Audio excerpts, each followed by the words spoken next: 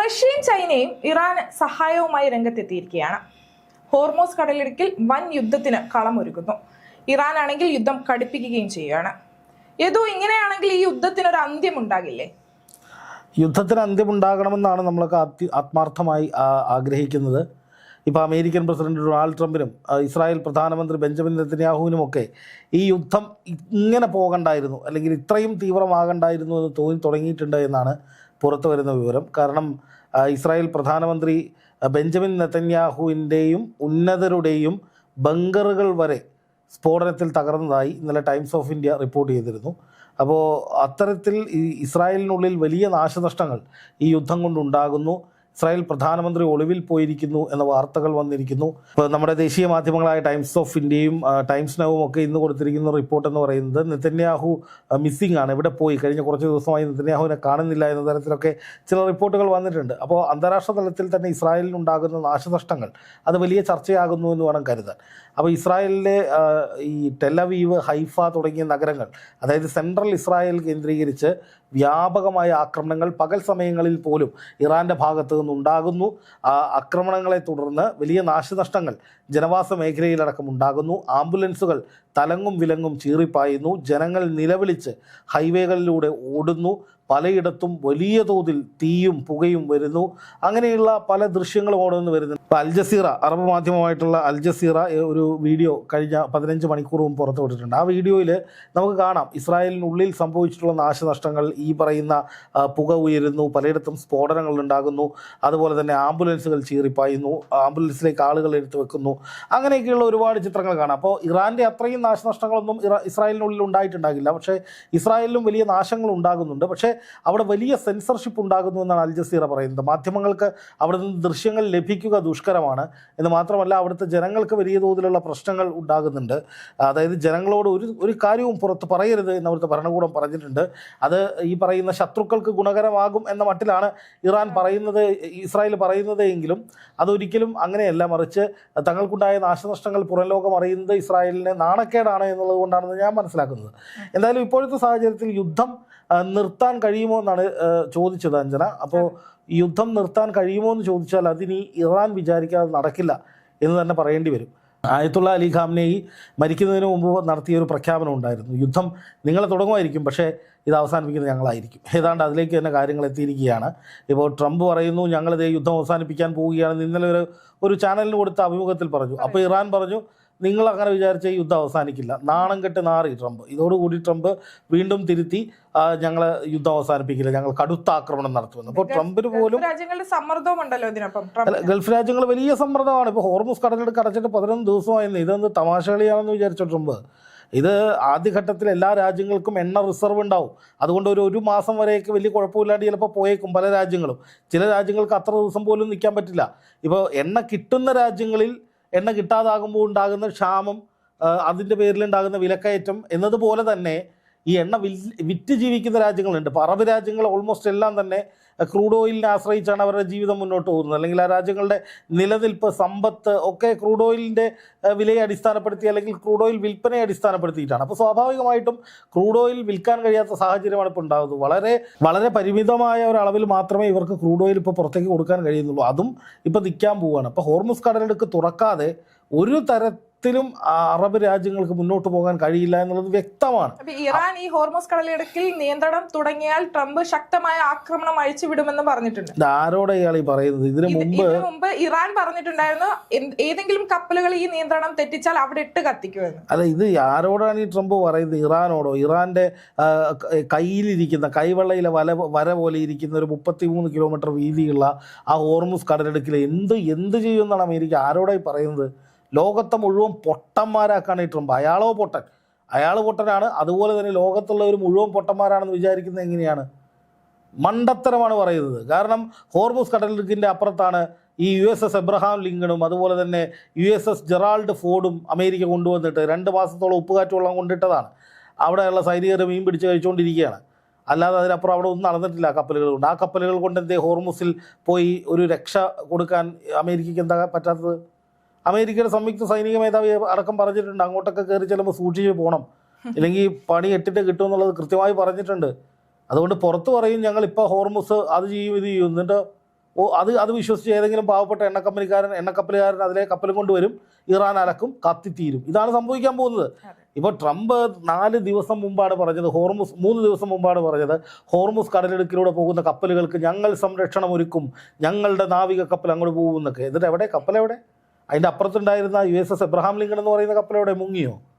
ആ കപ്പൽ മുങ്ങി. USS എബ്രഹാം ലിങ്കൺ മുങ്ങി. അത് വെള്ളത്തിൽ മുങ്ങിയെന്നല്ല, അവർ മുങ്ങി, തിരിച്ചു പോയി. ജെറാൾഡ് ഫോർ എവിടെയാണെന്ന് അറിയില്ല.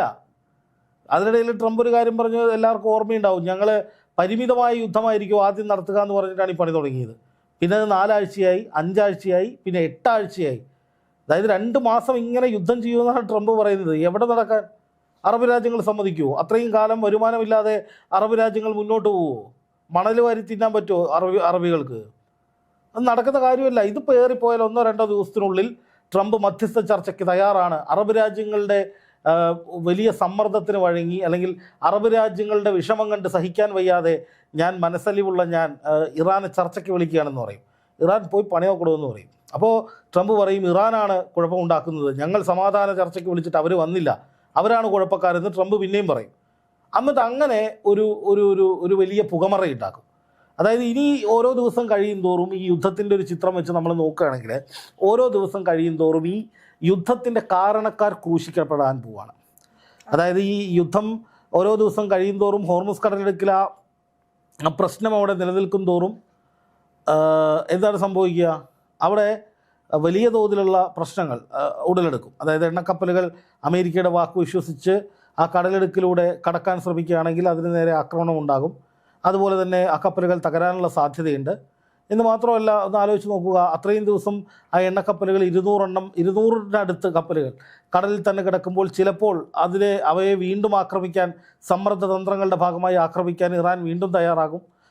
അങ്ങനെയൊക്കെ വരുമ്പോൾ അത് വളരെ ഗുരുതരമായ പ്രത്യാഘാതങ്ങളിലേക്ക് കാര്യങ്ങൾ കൊണ്ടുപോകും. അതായത് എണ്ണ വില കുതിച്ചുയരും, എണ്ണ ലഭിക്കാത്ത സാഹചര്യം വരും, എണ്ണ വിൽക്കാൻ കഴിയാത്ത സാഹചര്യം വരും. അങ്ങനെ ക്രൂഡ് ഓയിലിൻ്റെ പേരിൽ വലിയ തോതിൽ ലോകത്ത് മുഴുവൻ പ്രതിസന്ധികളുണ്ടാകും. സ്വാഭാവികമായിട്ടും ഇതിനൊക്കെ കാരണക്കാരാരാണ് എന്ന് നോക്കുമ്പോൾ അത് അമേരിക്കയും ഇസ്രായേലുമാണ്. അവർക്ക് നേരെ ജനരോഷം അല്ലെങ്കിൽ രാജ്യങ്ങളുടെ രോഷം ഉയരും. ഇനി ഒരു രാജ്യവും പിടിച്ചെടുക്കാൻ ട്രംപിന് ചിന്തിക്കാൻ പോലും കഴിയാത്ത വിധത്തിൽ വലിയ പ്രതിഷേധങ്ങൾ അയാൾക്കെതിരെ ഉയർന്നു വരും. ട്രംപിൻ്റെ ഭാവി അവതാളത്തിലാകും. ട്രംപിന് പ്രസിഡന്റ് സ്ഥാനം രാജിവെക്കേണ്ടി വന്നാൽ പോലും അത്ഭുതപ്പെടാനില്ല. കാരണം ഒരു സാമ്പത്തിക പ്രതിസന്ധി ഉണ്ടായാൽ അത് ഏറ്റവും അധികം ബാധിക്കുക അമേരിക്കയാണ്. കാരണം ഈ എണ്ണ വിപണി ഉഷാറല്ലെങ്കിൽ, അല്ലെങ്കിൽ എണ്ണ വിപണിയിൽ വ്യാപാരങ്ങൾ നടന്നില്ലെങ്കിൽ ഡോളറിൻ്റെ വാല്യൂ ഇല്ലാതാകുന്ന സാഹചര്യം വരും. അത് അമേരിക്ക എന്ന രാജ്യത്തിനും അമേരിക്കൻ കറൻസിക്കൊക്കെ ഉണ്ടാക്കുന്ന പ്രത്യാഘാതം അതീവ ഗുരുതരമായിരിക്കും. അതുപോലെ ഏതോ ഇറാന് പിന്തുണ കൂടുന്നു അല്ലെ? റഷ്യയും ചൈനയും ഇപ്പോൾ സഹായവുമായി രംഗത്തെത്തിയിരിക്കുകയാണ് ഇറാൻ. സഹായമെന്ന് പറഞ്ഞു കഴിഞ്ഞാൽ ഇപ്പോൾ കഴിഞ്ഞ 2 ദിവസം മുമ്പ് വന്നൊരു വാർത്തയാണ്. ചൈനയുടെ ഒരു വലിയ ഇൻ്റലിജൻസ് കപ്പൽ, ഏതാണ്ട് 3000 ടണ്ണിനടുത്ത് ഭാരമുള്ള ഒരു വലിയ ഇൻ്റലിജൻസ് കപ്പൽ ഗൾഫ് ഓഫ് ഒമാനിൽ നങ്കൂരമിട്ടിരിക്കുകയാണ്. ഈ കപ്പൽ എന്ന് പറഞ്ഞു കഴിഞ്ഞാൽ ഒരു 1500-2000 മിസൈലുകളെയൊക്കെ ട്രാക്ക് ചെയ്യാൻ കഴിയും. അതായത് ഈ കപ്പലിന് നേരെ ഏതെങ്കിലും മിസൈലുകൾ വന്നാൽ ട്രാക്ക് ചെയ്യാൻ കഴിയും. അതുപോലെ തന്നെ ഏതെങ്കിലും രാജ്യങ്ങൾക്ക് നേരെ മിസൈലുകൾ ഈ ഒരു റേഡിയസിൽ പ്രയോഗിച്ചാൽ ആ മിസൈലുകൾ ഏത് തരത്തിലുള്ള മിസൈലുകളാണ്, അത് എങ്ങനെയാണ്, അത് ഏതൊക്കെ രീതിയിലുള്ളതാണ് തുടങ്ങിയ കാര്യങ്ങളൊക്കെ ഇതിന് കിട്ടും. അപ്പോൾ അതുകൊണ്ട് തന്നെ ഇറാന് നേരെ ഏതെങ്കിലും ആക്രമണങ്ങൾ നടന്നാൽ അത് സെൻസ് ചെയ്യാനുള്ള സാഹചര്യം, ഇറാനെ അത് അറിയിക്കാനുള്ള സാഹചര്യം, അതുപോലെ ഇറാന് മറ്റ് രാജ്യങ്ങളുടെ ആയുധങ്ങൾ ഏതൊക്കെ തരത്തിലുള്ളതാണ്, ആ രാജ്യത്തിൻ്റെ ആയുധങ്ങൾ വരുന്ന ദിശ ഏതാണ്, അവിടെ എന്തൊക്കെയുണ്ട് തുടങ്ങി പല നിർണായകമായ വിവരങ്ങളും കൊടുക്കാൻ ചൈനയ്ക്ക് കഴിയും. അതിനുവേണ്ടിയാണ് ഈ കപ്പലുകൾ കൊണ്ടുവന്നിട്ടിരിക്കുന്നതെന്നാണ് പറയുന്നത്. റഷ്യയാണെങ്കിൽ സാറ്റലൈറ്റ് സപ്പോർട്ടാണ് കൊടുക്കുന്നത്. സാറ്റലൈറ്റുകൾ ഉപയോഗിച്ചുള്ള വലിയ വലിയ ഡാറ്റാ ശേഖരണം നടത്തിക്കൊണ്ട് വളരെ പ്രിസൈസ്ഡ് ആയിട്ട്, അതായത് ഇസ്രായേലിൻ്റെയും അമേരിക്കൻ സൈനിക കേന്ദ്രങ്ങളുടെയും ഒക്കെ മർമ്മം നോക്കി അടിക്കാനുള്ള സഹായങ്ങളാണ് റഷ്യ കൊടുക്കുന്നത്. അപ്പോൾ ആദ്യം ഇറാൻ വെറുതെ മിസൈലുകൾ അയക്കുന്നത് പോലെയായിരുന്നു, കൃത്യമായ ലക്ഷ്യങ്ങൾ ഉണ്ടായിരുന്നില്ല. പക്ഷേ ഇപ്പോൾ ഇറാൻ അയക്കുന്ന മിസൈലുകളൊക്കെ കുറുക്കി കൊള്ളുന്നുണ്ട്. കറക്റ്റായിട്ട് അമേരിക്കയുടെ സൈനിക ബേസുകൾ തകർക്കുന്നുണ്ട്. അവരുടെ താഡ് ഉൾപ്പെടെയുള്ള സിസ്റ്റങ്ങളുടെ, പ്രതിരോധ സിസ്റ്റങ്ങളുടെ ബാറ്ററികൾ ഉൾപ്പെടെയുള്ളവ തകർക്കപ്പെടുന്നുണ്ട്. അപ്പുറത്താണെങ്കിൽ ഈ പറയുന്നത് പോലെ ഇസ്രായേലിലെ പ്രധാനപ്പെട്ട കേന്ദ്രങ്ങളിലേക്ക്, ഞാൻ ആദ്യം പറഞ്ഞതുപോലെ ടൈംസ് ഓഫ് ഇന്ത്യയിലൊക്കെ വന്ന വാർത്ത എന്ന് പറയുന്നത് ഈ ഇസ്രായേലിലെ പ്രധാനപ്പെട്ട നേതാക്കളുടെ, നെതന്യാഹുവിൻ്റെയൊക്കെ ബങ്കറുകൾ തകർക്കുന്ന വിധത്തിലേക്ക്, അതിനുള്ളിലേക്ക് വരെ സ്ഫോടനം നടത്തുന്ന വിധത്തിലേക്ക് ഇറാൻ മിസൈലുകൾ അയച്ചു എന്നാണ്. അപ്പോൾ അത് കുറേ കൂടി പ്രിസൈസ്ഡ് ആയിട്ട് ഒരു വലിയ ആക്രമണം ഇറാന് നടത്തുന്ന വിധത്തിൽ റഷ്യ സഹായങ്ങൾ ചെയ്യുന്നുണ്ട്. അപ്പോൾ റഷ്യയും അപലപിച്ചിട്ടുണ്ട്, ആയത്തുള്ള അലി ഖാംനയുടെ മരണത്തിൽ അനുശോചിച്ചിട്ടുണ്ട്. അവർ നല്ല സുഹൃത്തുക്കളായിരുന്നു. അപ്പോൾ റഷ്യയുടെ ഒരു ഉറ്റ ചങ്ങാതി കൂടിയാണ് ഇറാൻ.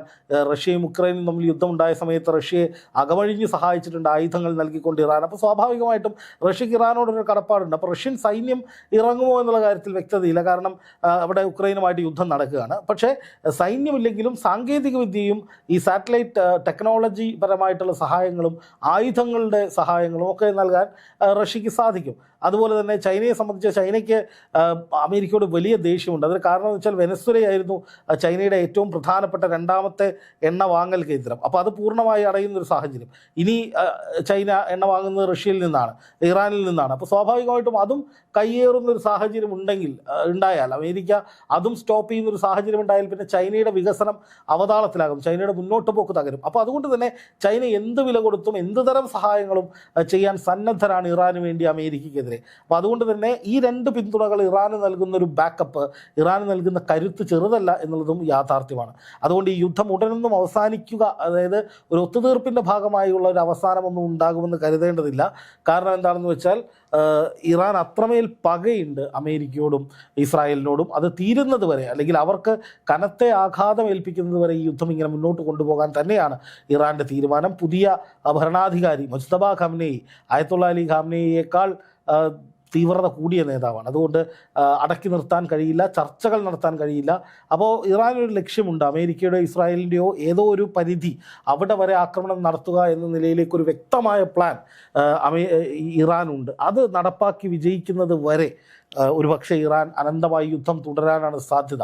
സകല എണ്ണത്തിനെയും പാഠം പഠിപ്പിക്കുക, ലോകത്തെ മുഴുവൻ അമേരിക്കയ്ക്കും ഇസ്രായേലിനെതിരെ തിരിക്കുക തുടങ്ങിയ അജണ്ടകളൊക്കെ ഇറാൻ്റെ പക്കലുണ്ട് എന്ന് വേണം മനസ്സിലാക്കാൻ. അപ്പോൾ അത് നേടുന്നത് വരെ ഇറാൻ ഈ വിധത്തിൽ മുന്നോട്ട് പോകാനുള്ള സാധ്യത വളരെയേറെയാണ്. കൂടുതൽ യുദ്ധമുറകളും പുതിയ ആയുധങ്ങളും ഇറാൻ അനാവരണം ചെയ്യപ്പെടാനുള്ള സാധ്യതകളും തെളിയുകയാണ്.